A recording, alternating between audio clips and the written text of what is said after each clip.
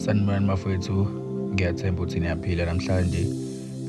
Indaba yethu-ke yanamhlanje ifundeka kanje. Mfowethu uyaphila. Mina ngathatha imali engalotsholwa ngayo kubafowethu ngenkani, ngaphinda nayo emzini wami. Manje izinto zami azihambi kahle emzini, nobhuti abasangidingi ekhaya.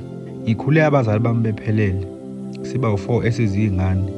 Yimina kuphela intombazane nabafana bodwa. Mina-ke ngowesithathu.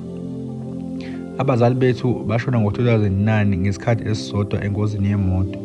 Basishiya sodwa-ke ekhaya.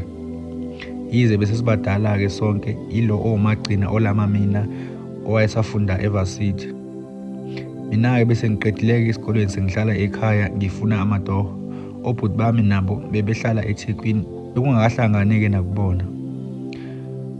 Kwaba kubi-ke kakhulu-ke abazali sebengasekho, kodwa obhuti laba ebese behlala eThekwini bebezama ukunginika okuncane ukuthi ngiphile ekhaya ngoba imi ngedwa obesekhona ekhaya nobhuti omncane aqede-ke ukufunda. Sihlale naye-ke ekhaya, besimane si-apply online for umsebenzi. Kuthi 2013 athole umsebenzi ubhuti omncane angishiye ngedwa ekhaya. Iqhubeke-ke mfowethu impilo.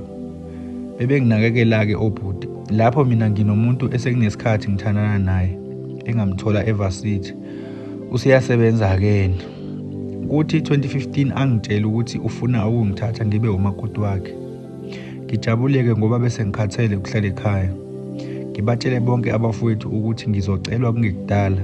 Bangijabulele kakhulu-ke ngibatshele usuku ukuze bezobuya.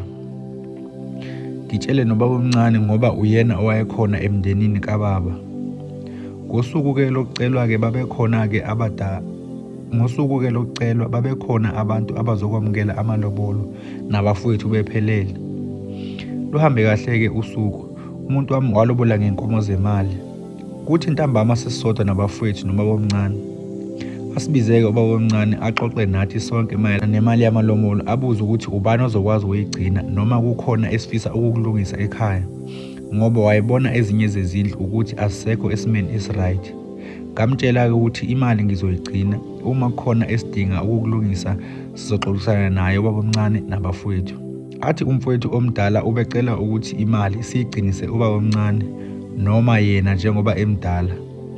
Wanqaba ubaba omncane ukuyigcina imali, wathi unezinkinga yena engagcina eyisebenzisa imali. Wathi umfowethu bangiyinikeze yena-ke uzoyigcina. Nganqaba ngathi ngizoyigcina mina imali. Kube nokungezwani kahle-ke ngoba bonke babengafuni ukuthi ihlale kumina.